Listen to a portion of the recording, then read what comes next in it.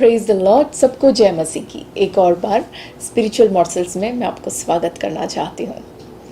पिछले हफ्ते के एपिसोड में हमने एक कंगाल व्यक्ति जिसका नाम लाजर है उसके बारे में हमने मनन किया था, और उसी अध्याय में उन्हीं आयतों में एक और व्यक्ति को हमने देखा था जिसके बारे में आज हम मनन करेंगे।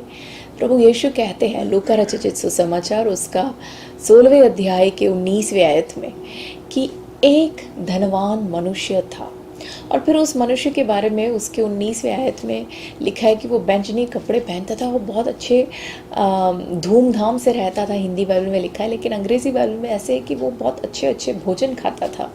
यदि हम अपने जीवन में देखें तो इस धनवान के साथ यदि हम अपने आप को तुलना करके देखें तो हम भी कुछ ऐसे ही है, क्योंकि हम भी प्रतिदिन अच्छे अच्छे कपड़े पहनते हैं, नहाने के बाद रोज़ अपने कपड़े चेंज करते हैं, धुले हुए अच्छे कपड़े पहनते हैं।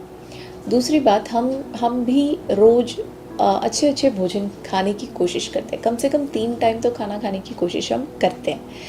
तो हम इस धनवान व्यक्ति के साथ मिलते जुलते तो हैं। फिर जब हम आगे पढ़ते हैं उसकी 20वें आयत में, वहाँ पे हम इस लाजर के बारे में पढ़ते हैं कि कोई आके इस धनवान के गेट के बाहर आके कोई उसको छोड़ के चला जाता था।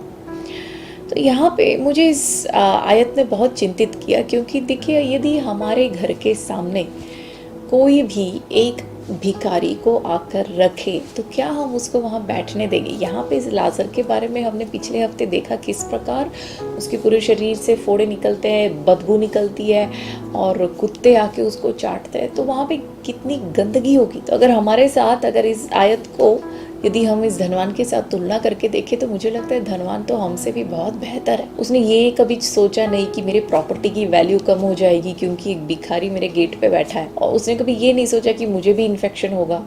उसने कभी ये नहीं सोचा कि कुत्ते आते मेरे घर के सामने, कितना गंदा लगता है, बदबू आ रही है, मेरे गेस्ट आएंगे। कभी उसने ये नहीं सोचा। उसने सिर्फ इसके बारे में सोचा कि नहीं कोई बात नहीं, बेचारा बैठने दो। उसका दिल बहुत बड़ा दिल था उसका। 21वें आयत में यदि देखें तो वहाँ पे लाजर के बारे में लिखा है कि वो ऐसे बैठता है कि ये धनवान के टेबल से अगर कुछ गिरे तो मैं उसको खाऊं। मतलब जब भी ये धनवान खाना खाने बैठता है तो उसको दिखता है कि खिड़की में से कोई उसको घूरता होता है। कितना अजीब लगता है ना, जब हम खाना खाने बैठते हैं और कोई हमें ऐसे घूरता रहता है तो हम खा नहीं पाते, बड़ा अजीब लगता है। मुझे लगता है कि उसके दास लोगों ने बोला होगा उसको कि साहब हम उसको भगा दें वहाँ से, कैसे घूर रहा है देखो। उसने बोला होगा रहने दो, बेचारा खाने के लिए तो बैठा है, थोड़ा छोड़ देते उसके लिए, थोड़ा बाकी का छोड़ देते, क्योंकि उसको बाकी का मिलता था इसलिए तो वो वहाँ बैठता था खाने के लिए। इस धनवान के दिल को मैं देख रही हूँ यहाँ पे, मुझे ऐसे लगता है कि बहुत दयालु, बहुत अच्छा इंसान है यहाँ पे। फिर बाद में उसके 22वें आयत में हम देखते हैं किस प्रकार वो मरता है, और इस व्यक्ति के बारे में खास लिखा है कि इसको दफनाया गया, माने इसको बहुत ही अच्छा एक डिसेंट सा बरियल मिला है।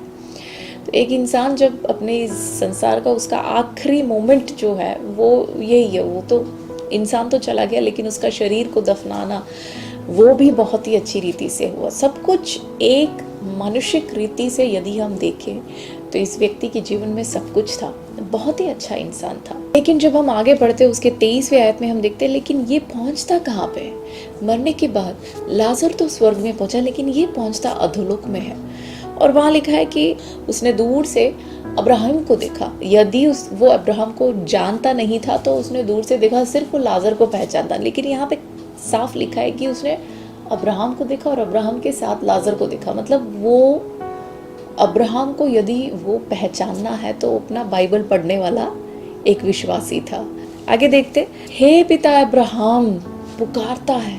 एक यहाँ पे हम एक प्रार्थना की स्टाइल देख सकते हैं, प्रार्थना भी करता था। और फिर बाद में उसके वहाँ देखे 25वें आयत में यदि देखे तो अब्राहम भी उसको कैसे पुकारता है, हे पुत्र, हे पुत्र। यहाँ पे एक रिश्ता देखता है, और वहाँ लिखा है कि हे पुत्र स्मरण कर, तू याद करके देख, तूने मांगा तो है पहले और तेरे प्रार्थना का उत्तर तुझे मिल चुका है। अच्छी अच्छी वस्तुओं के लिए उसने प्रार्थना की थी। हम भी इस हमारे जीवन में कितनी हम प्रार्थना रोज करते हैं, बाइबल भी पढ़ते हैं, चर्च भी जाते हैं और औरों को देते भी है, और अच्छी अच्छी वस्तुओं को खुदा से हम मांगते हैं। तो ये इंसान बिल्कुल हमारी तरह है। तो फिर ये नरक में क्यों गया? हमें ऐसे लगता है कि ये धनवान है इसलिए जाता है, और कई बार हम वो इसलिए सोचते हैं क्योंकि मरकुस 10 में जब यीशु के पास एक धनवान नौजवान जब आता है, उस वक्त यीशु एक बात कहते हैं। वो कहते हैं परमेश्वर के राज्य में धनवान के प्रवेश करने से ऊंट का सुई के नाके से निकल जाना ज़्यादा आसान है, ज़्यादा सहज है। तो उस बात के साथ हम इस धनवान को तुलना करके देखते हैं। लेकिन इस अध्याय में यदि हम मनन करके देखें तो यहाँ पे एक खास कारण लिखा हुआ है कि ये नरक में क्यों गया। आगे बढ़ते हैं। वो कहता है कि हे पिता, फिर ऐसे कर, लाजर को तू मेरे भाइयों के पास भेज। तो वहाँ पे लिखा है कि मेरे घर में मेरे 5 भाई हैं। देखिए, ये बंदा विश्वासी है, बाइबल पढ़ता है, सब कुछ है, लेकिन ये चाहे चर्च जाता है, इसकी दोस्ती कुछ लोगों से, सभी लोगों से बात नहीं करता। वो अपने स्टाइल, अपने स्टैंडर्ड को कीप करने वाले लोगों से बात करता है, जो बड़े अमीर हैं, जो बड़े धनवान हैं। तो कहता है उन 5 के बारे में तो मुझे पता है, वो ज़रूर यहीं पे पहुंचेंगे, बाकियों का मुझे ज़्यादा पता नहीं है, बट उन 5 के पास कृपया तू लाजर को भेज। अब्राहम पिता क्या कहता है उसके 29वें आयत में, कहते हैं मूसा और भविष्यद्वक्ताओं की पुस्तक तो उनके पास है, माने के परमेश्वर का वचन जो बाइबल है, मूसा और भविष्यद्वक्ताओं की पुस्तक है, कहते वो उनके पास है, उनको वो पढ़ने दो, वो पढ़ के वो आ जाएंगे यहाँ पे। तो 30वें आयत में ये धनवान कहता है, नहीं अब्राहम पिता, ऐसी बात नहीं है, यदि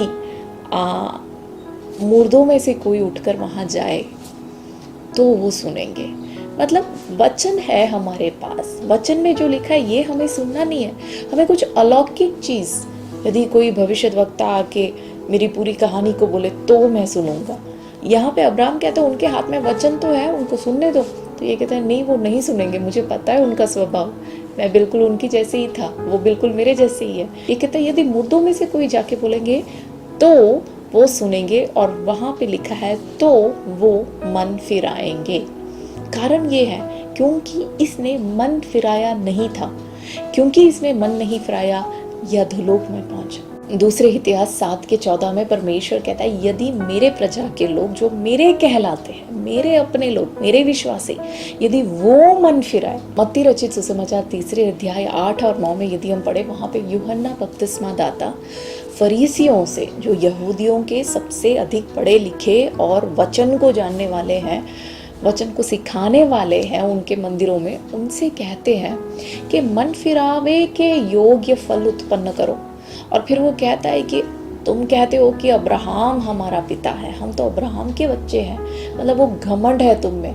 कहते हैं मन फिराओ, हमसे भी परमेश्वर यही चाहता है। हम भी तो घमंड करते हैं कि हम परमेश्वर को जानते हैं, हम तो मसीही हैं, हम ईसाई हैं, हम यीशु को जानते हैं, हम तो स्वर्ग जाने वाले।